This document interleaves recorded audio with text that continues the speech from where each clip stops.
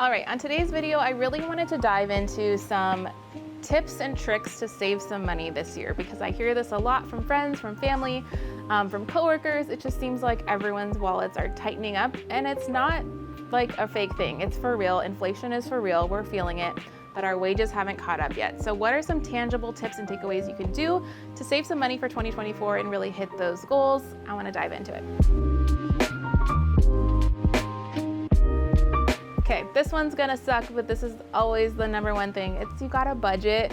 But before I scare you with the B word, I just wanna say it's just more so living below what you're spending, right? You have to have some kind of deficit, meaning you're not spending your entire paycheck to be able to do anything with that. If we literally spend everything that we make, then we're not gonna make any progress. So with budget, it's really just super simple. This is something I do at least once a quarter, is I look at all the money that I've made, so your total income minus your total expenses, and what do you have left? If you have zero or negative, we are in trouble, honey, and that's called debt, so we're not gonna do that. But what a lot of people see is when they look at all of their expenses, and I mean literally printing out every single bank statement from every single card and every single account, and like seeing it in front of you, you're gonna start to notice, is there any trends here? Is there a lot of Starbucks here? And you can start to highlight and realize that's a category. This is a category. This is a lifestyle thing that I absolutely need to have, or maybe it's not, and it's just something that you're casually spending, not realizing there's an extra $200 going there every month.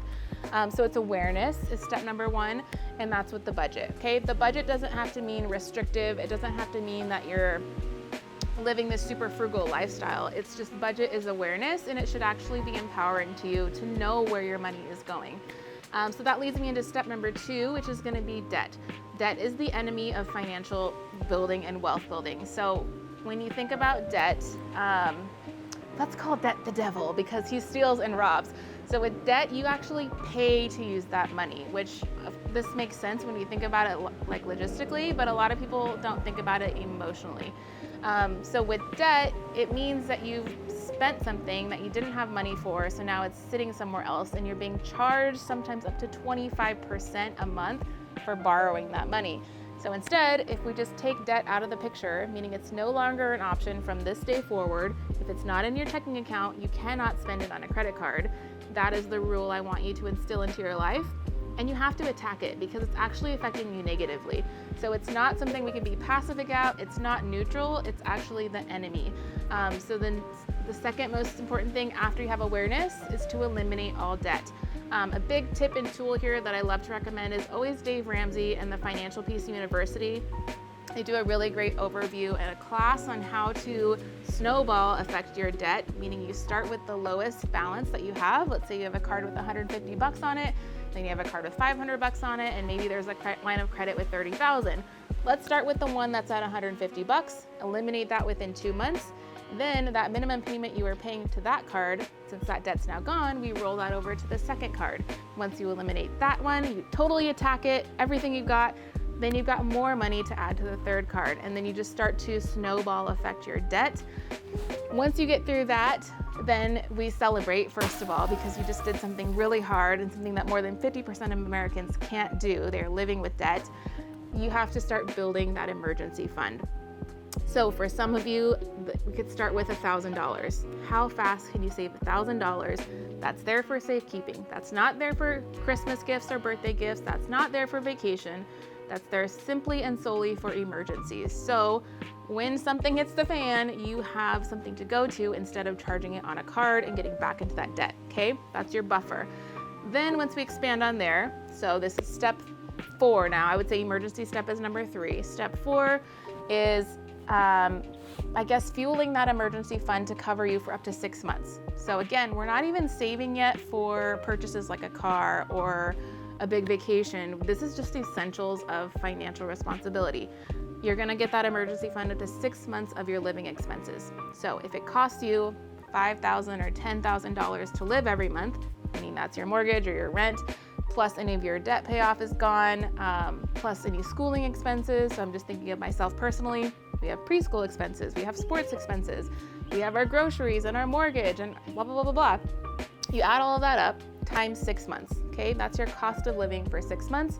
this is your new goal now for your emergency fund. So I know if anything happens, if my husband loses his job, if I don't sell another house for 6 months, we're gonna be okay, and we have this set aside.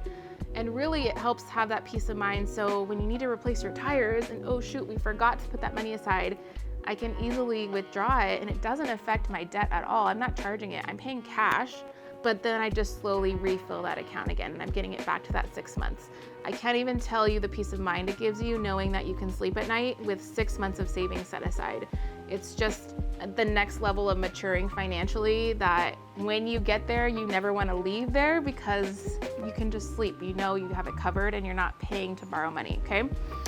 Now that we've got this 6 months emergency fund, this is where it starts to get fun, right? We have all of our debt paid off, so we should have more income. And if you're listening to what I was saying in step number 1, we're not living outside of our means. We're not spending more than we're making at this point. So now you should have a cushion of money that you're able to deploy. So these are your little soldiers and you're gonna go out and make some money with this money. So this could be savings. You can, on the first of every month, maybe we go through our accounts and we say, okay, we got 500 extra bucks. What do we wanna do with this? You can deploy it into a retirement account. You can deploy it into that travel account. You can deploy it into this down payment account if that's what you need, or whatever big buckets we have. If we have a wedding coming up, if we have a graduation coming up, you can start to assign these buckets, and then depending on your lifestyle, really just decide what do you want to do with that money. This is where it starts to be the financial freedom aspect of it. And one thing I like to think about, just a side tangent, is like, what is your definition of financial freedom? A lot of people say that that's their goal in life, is I just want to be financially free. What does that really mean? For someone, that could mean that they have all of their expenses paid off and they never have to earn another dime for the rest of their life. And for some people, that just means that they have control of their finances and they're financially free. So technically, I could say I'm financially free today because I have an action plan for every single dollar that comes in. I sleep at night because I know I have savings, I have retirement, and I have a business plan that's going to continue to fuel my lifestyle. So really getting clear on that for you and your family is going to be essential. Okay, so now we've got all of these buckets, right? And we've got a plan and we're feeling confident. And obviously I'm condensing years and years of work and hard dedication to this into like a 10-minute video for you. But I just want to see the roadmap for you and show you that it's possible. But if we go reverse all the way back to step number 1, it's getting super clear and honest with yourself. And money management and money relationship is a very emotional thing. For me, it's taken me all of my 20s and honestly into some of my 30s to still get it. So don't feel shameful, don't feel like frustrated that you're not there yet or you're playing comparison syndrome with everyone else. Just a reminder that like on social media and so much of what you hear and see is just a mask that people are putting on, and we have no idea what's going on in their business, what's going on in their bank accounts, what's going on with their debt load. And as a realtor, I get to see a lot of the behind the scenes. Unfortunately, the stereotypes about locals is sometimes true when it comes to buying the lifted Yoda, and they have all these flashy things, but unfortunately their credit sucks and they have little to no savings, sometimes have no emergency fund, and they have a $900 a month truck payment, and it really is heartbreaking knowing that that's what our culture has led them to believe is what they should be doing, when I think we all have this internal compass of what's right and wrong. But you've got to be countercultural to be wealthy. That's the truth of it. And so getting clear, having support around you. Sometimes our parents aren't the best support, unfortunately, so you have to build that support. Find an accountability buddy. Find someone that's willing to go debt-free with you. Just like you would attack being an alcoholic, you gotta attack that debt. Really, it's the support and it's the time. But I wanna encourage you guys that 2024 is the year where you can save, where you can take control of your finances, and move the needle. Start with $5, $10, $15, and make that snowball happen. So with that, I'm gonna wrap this up. I love you guys and I'm so excited. Keep sending me questions if you wanna know specifically about different things or tools and tech and the things we've used in our lives. Start with the good old Excel spreadsheet to make your budget, just to realize this is what's coming in, this is what's going out, what's left over, okay? So I will see you guys next week. Thank you so much.